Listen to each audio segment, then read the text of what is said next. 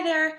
I just want to take a minute and quickly go over the purpose statement handout that you have in your week 2 content. It's important that you understand what a specific purpose statement is because that's really going to be the whole root of your speech. That's where you're going to start.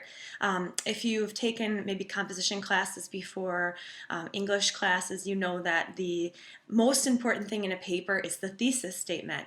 Well, a specific purpose statement is essentially a thesis statement for a speech. And so you want to make sure that you really get that right, because that's going to guide your whole speech. Every point you put in your speech and everything you say is going to have to somehow relate back to that specific purpose statement. So I just want to take a brief moment here and make sure that you're understanding what a purpose statement is. So for every speech that you deliver in this class, your formal speeches, your informative, and your persuasive speeches, you're going to have a specific speech purpose statement. And again, that's kind of like the speech thesis statement.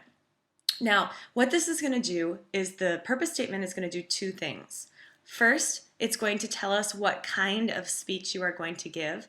And second, it's going to tell us what the speech is about. So your handout that I gave you and is up on the screen now talks about, so here's an example. Today I'm going to tell you or educate you or explain to you today I'm going to tell you about hot dogs. So we know from that specific purpose statement that it is an informative speech, and we also know that the speech is about hot dogs. So again, your purpose statement needs to do something here. It needs to tell us what kind of speech it is, and it needs to tell us what the speech is about. Okay, so there's a lot of guidelines that I've given you here, 4 main ones, and the first one is really important.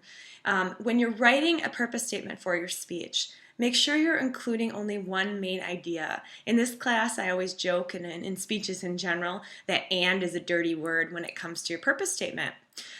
Because it usually indicates that you could essentially break the speech out into 2 things. So instead of talking to you about how to take photos and how to develop photos, you want to focus on one or the other. Remember that for this class in particular, your informative speech is 4 to 6 minutes and your persuasive speech is 5 to 7. And so it might seem like a long time now, but when you get into it, you're not going to have time to cover 2 ideas, and it really confuses the audience.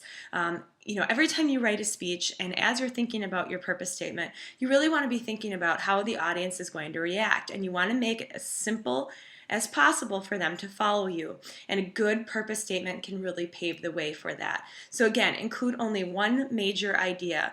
Don't talk about, today I'm going to tell you how to iron your clothes and what you should wear. No, those are 2 different speeches. So when I see the word "and" in there, it means that the subject is too broad. It maybe implies that there's more than one speech that could be given out of that. So you don't want to use the word "and" in your purpose statement. You want to make sure that you're clear and concise, and I always use the term KISS, keep it simple, stupid. Maybe some of you have heard this before. But you want to make sure that you can keep your topic simple. You don't want to use a lot of complicated things in this purpose statement. It really should be kind of a simple 1 sentence. This is what kind of speech I'm giving, and this is what it's about. Also, you want to make sure that when you're thinking about your speech topics, and you'll have to start doing this next week for your informative speech, but when you're thinking about your speech topics, you don't want to do something that's been done 1,000 times. So it's not going to be any fun for your audience unless you do it in a new creative way. For me to get up and say, today I'm going to inform you on how to make a peanut butter and jelly sandwich. You already know how to do this. If you don't, you can figure it out just based on the title.